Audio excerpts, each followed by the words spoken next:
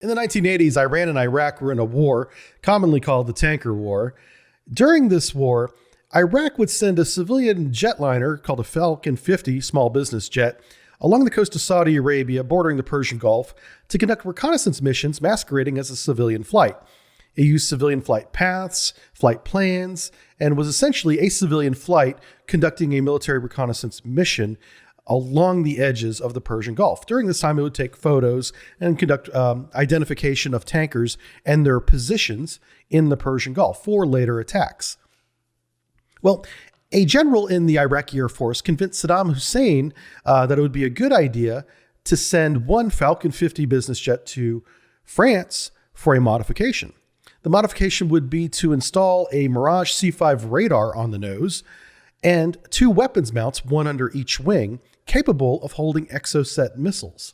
The idea was, as this Falcon 50 business jet conducted its reconnaissance, it could also attack the targets that it's finding in real time. And that would lessen the time between identification and attack. And it's masquerading in disguise of a civilian airliner the entire time. This is what is happening on 17 May 1987 in the Persian Gulf, as the USS Stark is operating in the vicinity but south of the exclusion zone between Iran and Iraq, off the coast of Saudi Arabia and Kuwait. This jet is being escorted by two Mirage jets to the Iraqi border when the Mirage jets break away, and this jet continues along its civilian route, masquerading as a civilian but armed with two Exocet missiles. This jet is on the radar of the USS Stark at this time. It's after 2000. It is late in the day. The sun is setting, and this jet believes it has found a target that it wants to attack. The target that it sees is the USS Stark. He believes it's a tanker. So he turns out of the civilian jetliner path that all the other civilian jetliners are using and begins approaching the USS Stark. The Stark sees the plane coming at them. The plane has an identification beacon required by all civilian planes to identify itself, and it is identifying itself as a Falcon 50 business jet. The jet continues to close the USS Stark in a direct path. It's going to fly right overhead. When the captain of the USS Stark has his radio operator get on communication with the approaching aircraft, asking it to identify itself. They get no response as the jet quickly begins to close now. And at 22 miles away, it looses one of its Exocet missiles at the USS Stark. It continues to close an additional 7 miles to 15 miles away. This is very close, and shoots the second Exocet missile. The USS Stark radar sees the plane the entire time. The plane turns away back towards Iraq, but they never see the incoming missiles. The first people to see the missiles are the lookouts, who raise the alarm only moments before the first missile hits. The first missile hits the forward end of the superstructure of the USS Stark and thankfully does not explode, but it has a large rocket motor with rocket fuel, creates a terrible fire that burns all the way into the CIC command and control space, which knocks out the Stark's ability to fight back at that point. Moments later, the second Exocet hits nearly the same location, but this one does explode, ripping through the crew's quarters, killing 37 sailors instantly, injuring over a dozen more. It is found later that the close-in weapon system that would have defended the USS Stark from these missiles was in a standby mode. It was turned on, but it was on safe, essentially, where it could see targets, track targets, but it wasn't going to engage targets. So the one chance the USS Stark had to defend itself with the weapon system designed to shoot down incoming subsonic cruise missiles was not even in play. It was put on safe. But miraculously, the USS Stark did not sink. The crew rallied together, put the fires out, counterballasted the flooding, and managed to get the ship back to Bahrain under auxiliary pod power.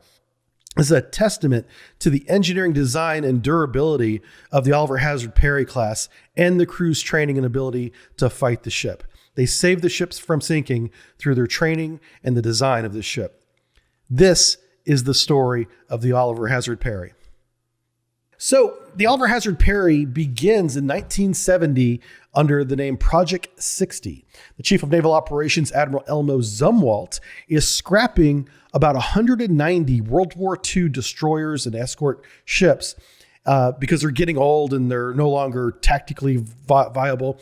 And they're taking up a lot of manpower and resources, money, to keep them afloat and maintained.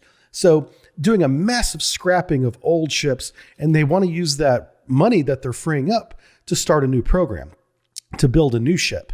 And that's what Project 60 is. It's a 50-ship program designed to provide self-defense, long-range escort, ASW, and air defense duties for high-value supply ships. So there was a tactic during the Cold War that NATO had called Reforge, which was reinforce Germany. Part of that was to get troops, equipment, and supplies from the East Coast of the United States to Germany in under 7 days. To get across the Atlantic, get loaded, across the Atlantic, unloaded in 7 days to help fight a war with the Warsaw Pact should the Cold War ever turn hot. Well, in order to escort these supply ships, even after the 7 days and going on into the future, they needed a fast escort vessel. And that's the primary role that the Oliver Hazard Perry ship was going to provide. Now, President Nixon's domestic focus administration, which was very popular at the time, he was ending the war in Vietnam.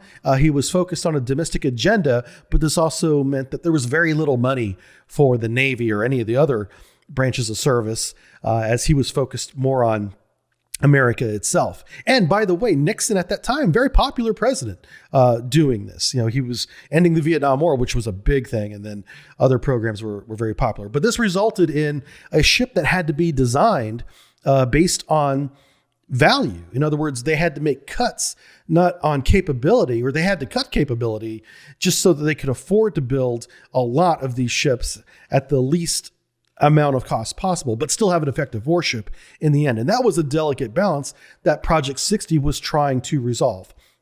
So this is the first design to cost procurement. And also, as a side note here, this is also only the second ship the U.S. Navy ever built first entirely on computer before they ever started cutting steel. So they're using new technology for the time to save naval architecture and design timelines. So they're going to design this one quickly and then get building right away.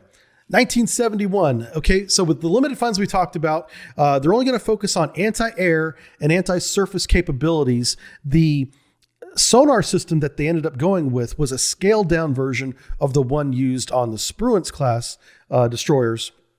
So they thought the idea was the sprue cans can do the long-range ASW search, and we're going to have this fast frigate with a long-range anti-air radar to be a picket ship, and then we're going to give it helicopter capability and a sonar system, but it's going to be a high-freak, short-range sonar system compared to the Spruance one to provide escorts. So the Mark 13 launcher could fire both Harpoons and the standard surface-to-air missile, which is the Navy's SM-1 missile. The Mark 46 torpedo launcher could also fire Mark 50 torpedoes, and they're giving it a 76 millimeter cannon, which has an odd placement on top of the superstructure amidships. And so that kind of limits its range of fire. It can fire to the sides as if it were like a broadside in an old ship. It doesn't have forward or aft firing capability. The ASROC launcher was removed to make room for the Mark 13. So it doesn't have the long-range ASROCs that other ships had. The SPS-49 air search radar and the SQS-56 high-frequency sonars are used. And SLQ-32 electronic warfare system is added. Those are large antennas that you'll see on the back of the superstructure near the helicopter hangars. And the close-in weapon system, CIWS, is mounted above the helicopter hangars. Now, the helicopters that they're going to use are the SH-2 Sea Sprite or the SH-60 Seahawk.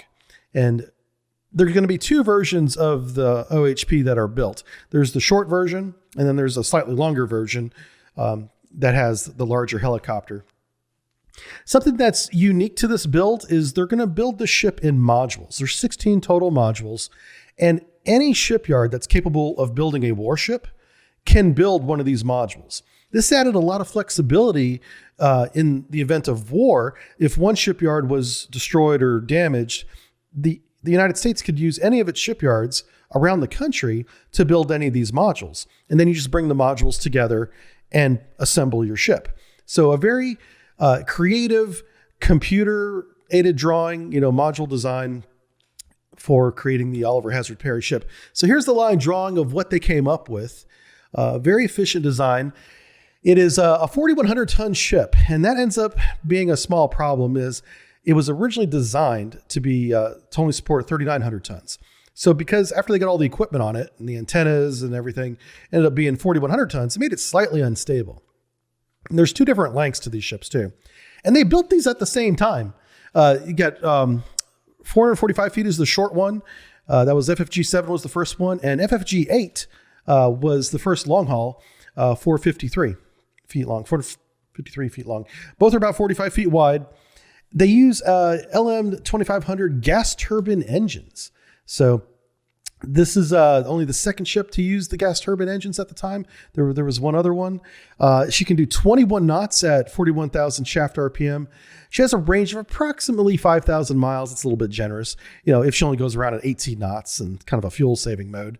She can carry 587 tons of fuel and 64 tons of aviation fuel for the helicopters. She carries 2 LAMPs capable helicopters.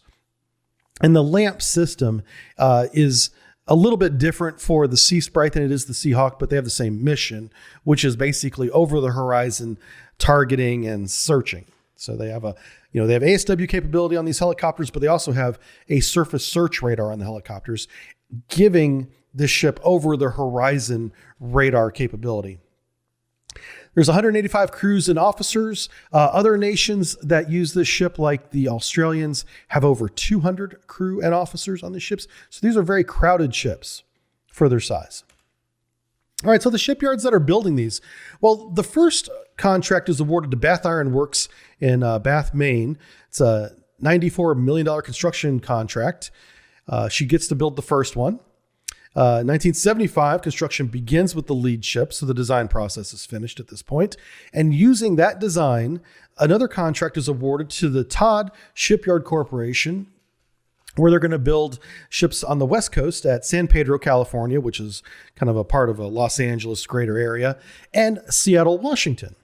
They're going to end up building 25 short hauls and 30 long hauls. 4 of the short hauls will end up being built for Australia, and the longer hulls will use the larger helicopter, the SH-60 Bravo, with the LAMPS 3 capability. That's a little more capable than the LAMPS 2 with magnetic anomaly detection and Mark 50 capability.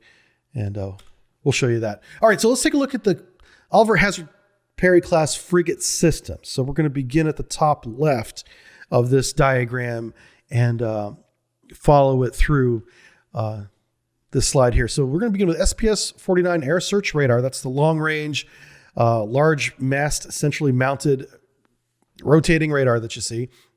They have the SPS-55 surface search radar, and that all comes in to the electronic warfare system and the fire control system that kind of links all these systems together. The Mark 92 fire control system is extremely important, as it is basically the central hub that all these informations get collected into and then sent onto the weapons. That's kind of the flow of information. So we're beginning with the radars and the high frequency sonar down there at the bottom, feeding into the weapon system, and then that information is passed on to either the torpedo or the harpoon system or whatever. They have the Mark 36 decoy system and a tactical towed array sonar system, also called TACTAS. So here's some pictures of the combat information system. Very, spacious. This room and battle stations would be very crowded, but there you can see the tactical plot in the center. They have the surface search radar and the air search radar there.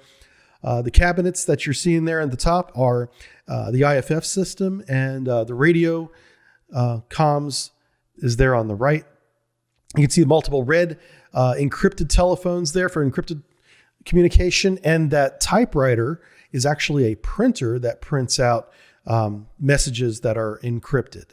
So they come in plain English as they come across the printer there. Here you can see some crew members operating the equipment that we're talking about. SQS 56 sonar and the tactical towed array TACTAS are two consoles that are adjacent to CIC. They have their own little space. Here you can see the Chief Petty Officer is operating the towed array system. He is he's looking at what is called a LOFAR-gram, low frequency analysis and recording gram, that shows him narrowband information on the target. For the time, this is state of the art. Let's go back to the diagram and take a look at the lower half. The lower half talks about the weapon systems. So the Mark 13 Mod 4 guided missile launcher holds standard missiles and Harpoon missiles. It can hold up to 40 of these. It's got two Syndrolic magazines, one around the other. The inner one holds 16 missiles. The outer one holds 24. A total of 40 missiles. We have two triple Mark 47 torpedo mounts, port and starboard side. Have one 76 millimeter Mark 75 rapid fire gun, a phalanx close-in weapon system, which is a 20 millimeter Gatling gun, and an SH-2G Lamps Helo, or with the long haul, an SH-60 Bravo Lamps 3 helicopter. So the Mark 13 guided missile launcher system, designed in the 1960s, shoots a standard missile. Standard missile can be loaded every 8 seconds. So it's much faster than the Harpoon. That takes 22 seconds to load. So I mentioned that the magazine has 40 missiles, essentially, but one of those missiles always has to be a training round. The training round is what you're looking at there on board Australia's Adelaide ship. It is blue in color, and they need that mounted to conduct weapon systems tests on the electronics inside the system itself. They don't ever want to run a test with an actual missile because, you know, if something goes wrong, you may actually accidentally fire it. Well, this dud training round cannot be fired, but it completes the fire control circuit for circuit testing, essentially reducing the effective magazine to 39 missiles from 40. The Malara Italian 76 millimeter rapid fire naval gun is a 1964 design. It can shoot 85 rounds a minute, which is pretty good. It has a range of 16,000 yards if they're shooting the HE shells, and an 80 round magazine. The magazine is a Syndrolic magazine, like you see there, the sailor is loading up. It can fire different shells as well. HE is not the only choice, and the other shells that are armor piercing can reach out to 20,000 yards. But if it's shooting the HE round, which is the most common round and the least expensive round, it's about 16,000 yards. The Mark 32 surface vessel torpedo tubes, or SVTT, are triple mounts on the port and starboard side. They are 12.75 inch, 324 millimeter torpedo launchers, and they shoot both the Mark 46, Mark 50, and they can shoot the Mark 54 now after the midlife upgrade. We'll talk briefly about the midlife upgrade later on. The Mark 54 torpedo is essentially a Mark 50 guidance system with a Mark 46 engine. It is because the Mark 50 is so expensive and it's very capable. It's extremely fast, deadly as hell. You don't want to have a Mark 50 chasing you. But because it's so costly, they don't want to build a lot of Mark 50s. You know, if you can destroy the same less capable submarine with a Mark 54 and save a little bit of money, they'll use the Mark 54. That's the idea behind having three types of torpedoes. So Mark 46 is the oldest, least capable, has a reliable engine though. A Mark 50 is top of the line, best engine, best guidance system, fast as hell. You're not running away from a 50. And so, but it's also the most expensive. And so they just took the best economic part of the 46 and the guidance system, which is, you're not dodging that, of the Mark 50, and put them together, called it the Mark 54. And it's a good balance of the two. The Mark 50, to give you an idea, is designed to chase down the Alpha that does like 40 knots. It can chase it down and kill it. So it's extremely fast. It does a lot more than that too, but we're not going to get into that. All right, let's talk about the Phalanx close-in weapon system, 20 millimeter, 1969, designed by General Dynamics. Very common. You see these on all the American warships now. It's also sold to other navies around the globe. Very prevalent design. A lot of other nations have their own versions of this, but this is the American version. It's an M61 Vulcan Gatling autocannon is the type of mount that it uses. It's completely self-contained. It's not connected to the fire control system at all. Like, especially in the example of the USS Stark, where the CIC was hit by the first missile and set on fire, this system was not affected by it at all. It would have worked had they had it armed, but it was in safe mode. It was powered on in safe mode. And so while it saw the missiles come in, it didn't do anything about it in the case of the USS Stark. Completely self-contained. Has a 5 nautical mile range, looses about 4,500 rounds per minute, which is an insane rate of fire. And just basically puts out a wall of lead there that runs into any kind of incoming missile. The Mark 38 naval gun system is a gun system that was installed on the O.H. Perrys after their midlife upgrade. This was designed for ships that were going to be stationed specifically in the Persian Gulf, but it was installed on other ones as well. It's a Mark 242 Bushmaster design. It's the same autocannon that they use on the Bradley fighting vehicle. So imagine, a Bradley fighting vehicle, just the turret of it mounted on your ship, and you've got, one port, one starboard in some cases. In some cases, it replaced the Mark 13 missile launcher after 2003. It's a 25 millimeter autocannon and shoots 500 rounds per minute. It has several different firing rates. 500 rounds per minute is just one of them, and the highest one. Okay, light airborne multi-purpose system. This is the LAMPS that we talked about. The LAMPS is a system installed on these helicopters. So obviously, the SH-60 Bravo is the one that holds the LAMPS 3 system, but the SH-60 in general can do a multitude of other things. But the LH-60 Bravo is the one with this system installed on it. It's a surface search and ASW capable system that allows the helicopter to go outside the radar range of the host platform, the Oliver Hazard Perry frigate, and perform long-range searches in these areas. It can also prosecute ASW targets. That's the other mission of it. So it gives the OHP class a lot of flexibility in its escort role. It can maintain a high speed, keep up with these supply ships as they're racing across the Atlantic to reinforce Europe, and provide ASW capability along the way. Again, the SH-2F Sea Sprite were deployed on short-haul frigates. The SH-60F is employed on long-haul frigates. And something interesting about the long-haul frigate is that it has this helicopter recovery assist securing traverse system, also known as RAST. Now, this is only on the long-haul ones, the ones with the Seahawks. And what it is the Seahawk can drop down a cable with a little hook on it. And a crew member, as it's trying to land, a crew member will run out onto the fantail with a cable from the ship. And here you can see the cables there below decks as they run up these pulleys topside. And he'll attach a cable from the RAST system to the cable being lowered by the helicopter. And once they're attached, an operator working in communication with the pilot can reel in or winch in the helicopter onto the pitching and rolling deck of this relatively small ship. So even in high seas, they can conduct ASW operations because they can recover these helicopters using the system, not have to rely on pilot skill and a little bit of luck or good weather. This gives them all weather capability. The LM-2500 Marine Gas Turbine Power Plant.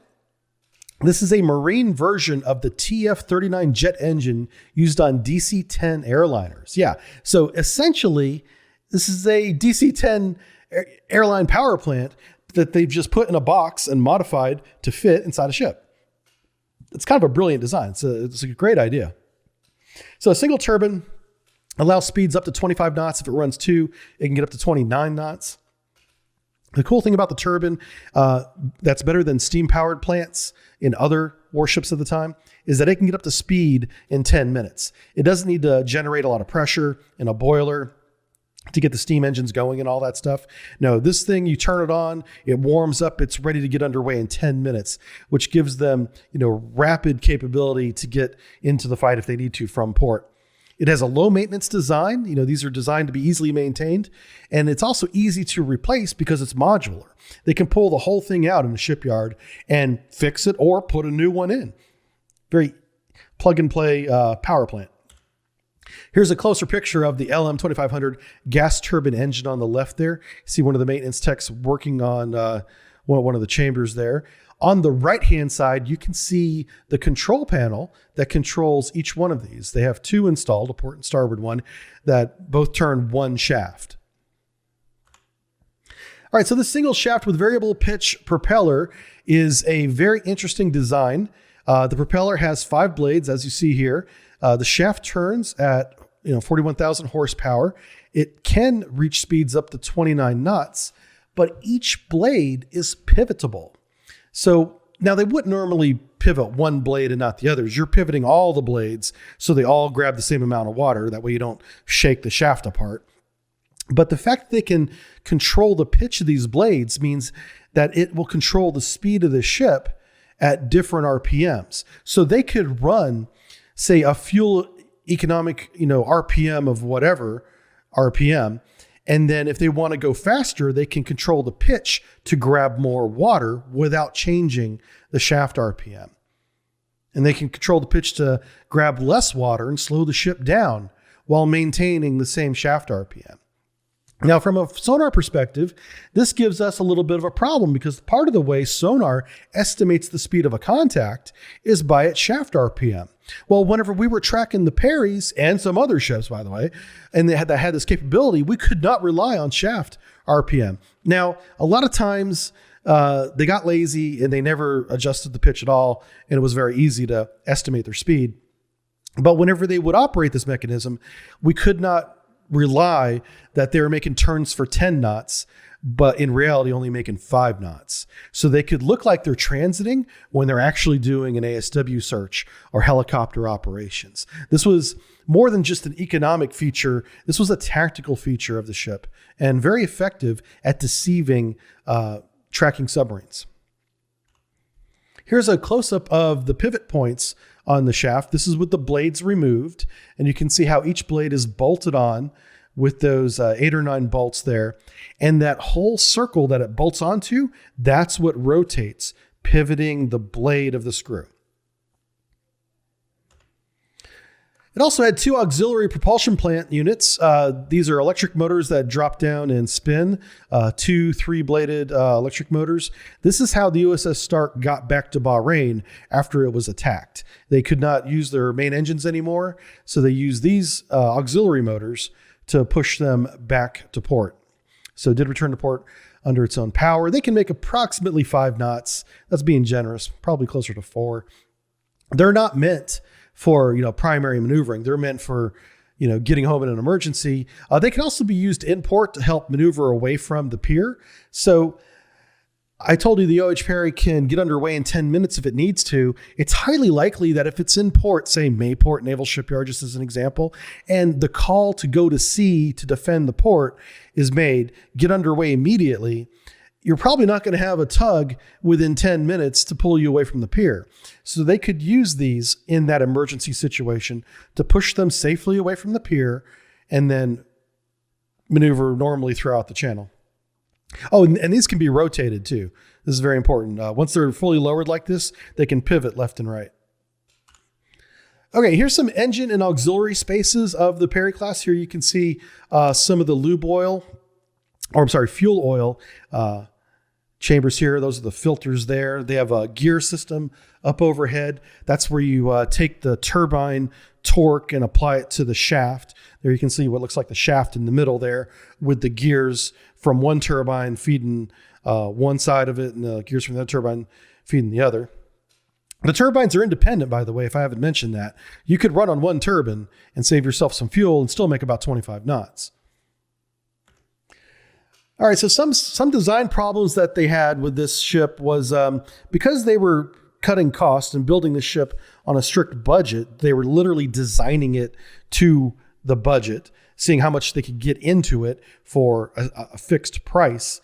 The design that came off the computer printer when they designed this thing was designed to hold 3,600 tons. But by the time they got all the crew members and equipment on it, it ended up being 4,100 tons, and they didn't change that. They didn't do anything about that. So that made it a little bit unstable while underway. It was kind of heavy, top heavy for its design. But this had the, indirect effect of making it really maneuverable too. Like the more unstable your airplane is or any vehicle, the more on the edge of stability that it is, the more maneuverable it is, because maneuvering is breaking the stability of a continuous course. So she was designed to be maneuverable, and she was. However, there was some serious problems with the hull in the early builds of the Perry, and this was fixed almost right away. But in the first couple builds, they found cracks along the hull up to 70% of the total length of the ship. And some of these cracks were going all the way through the pressure hull, or the hull itself, not pressure hull, and could cause flooding inside the ship. So that had to be reinforced. During the first maintenance period of the earlier builds, they reinforced the hull with welds on the inside to keep this from happening. And they had to do a redesign on future builds to keep that from happening on further builds. Some midlife modifications happened in the 2000s. One was that Mark 38 Bushmaster chain gun I told you about. They added a Kingfisher mine avoidance capability to the SQS 56 sonar system. So they had the SQS 56 the whole time, but I guess they didn't get the Kingfisher mine avoidance for whatever reason until the 2000s. And that might have just been an upgrade too. But either way, they had it after the 2000s. The Caterpillar Model 3512 Bravo marine engine is installed. This helps maintain power and is much easier to maintain and is a lower cost than the older Detroit diesels that they were using for auxiliary power.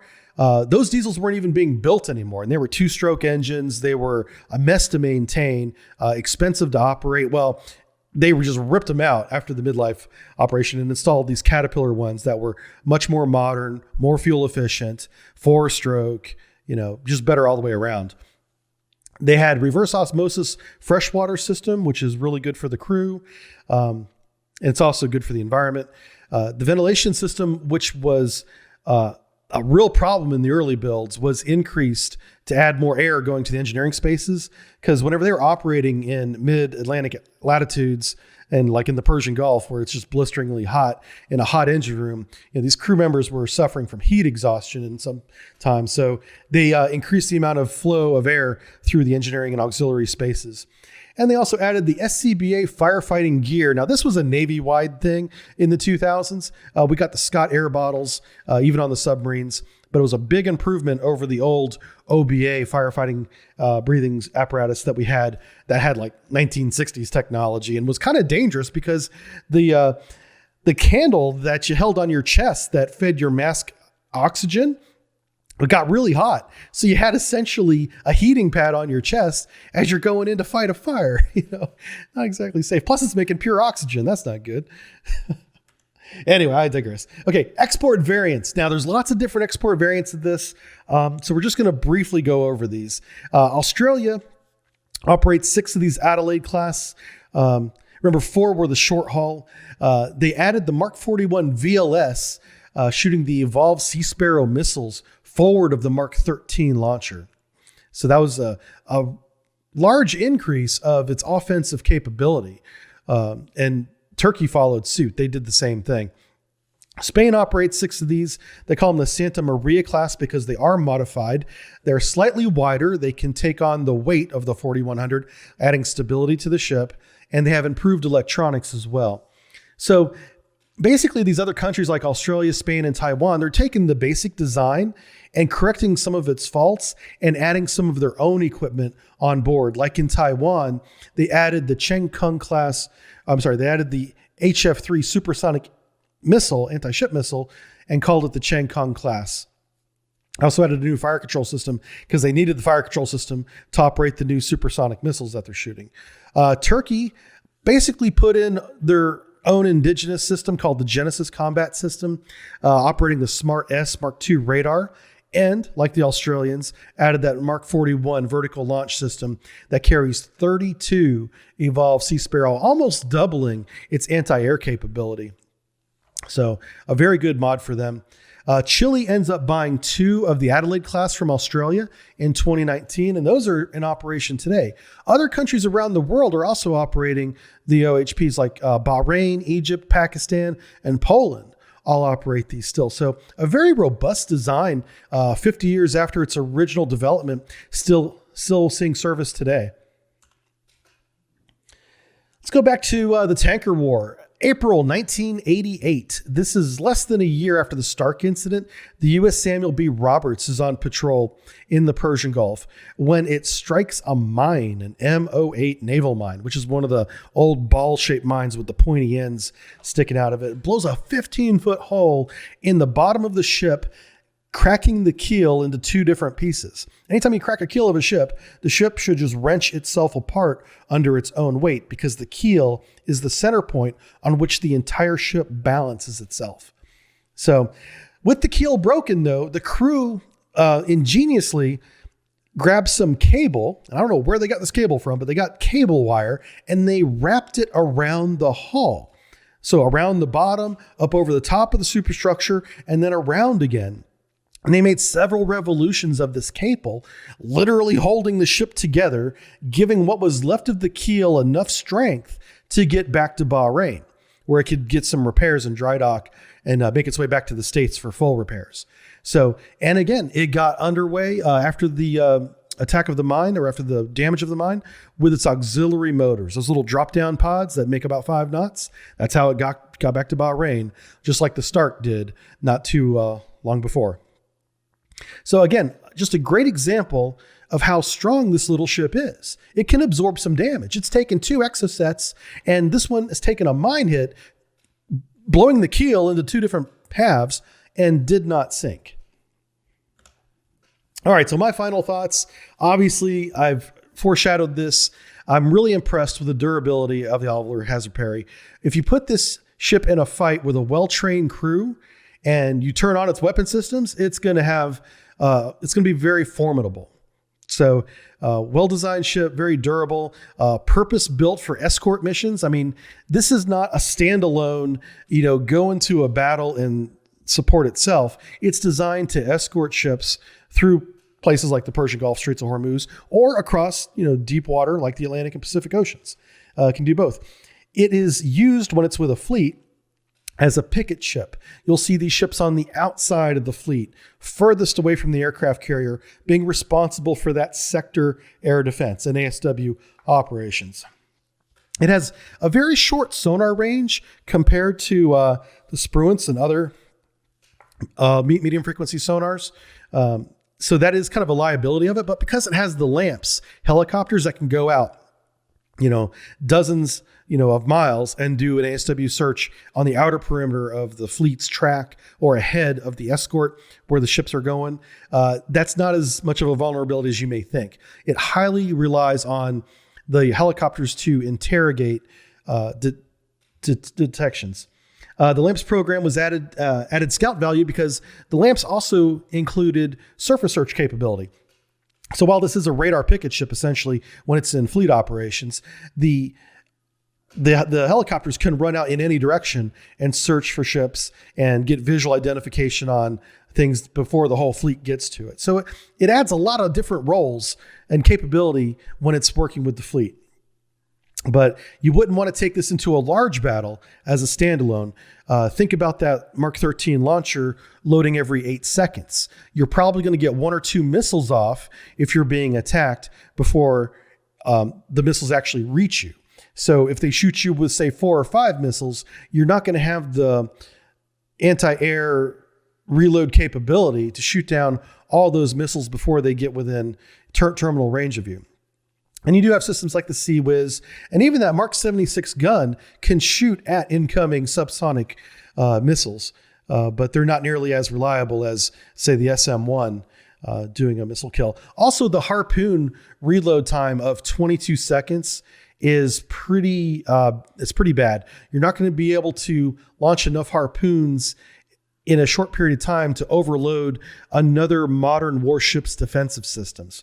If the target you're shooting at is only seeing 1 missile coming at it every 22 seconds, that gives that target lots of time to prepare, maneuver, and get in position to defend itself from one missile at a time. The idea of modern naval warfare is to first overload the communication and network data links. And then once you've done that, you've stripped down each ship to just its individual parts, be it the CIWS or even that Mark 13 launcher, and then you overwhelm that with 4 or 5 missiles in a short period of time.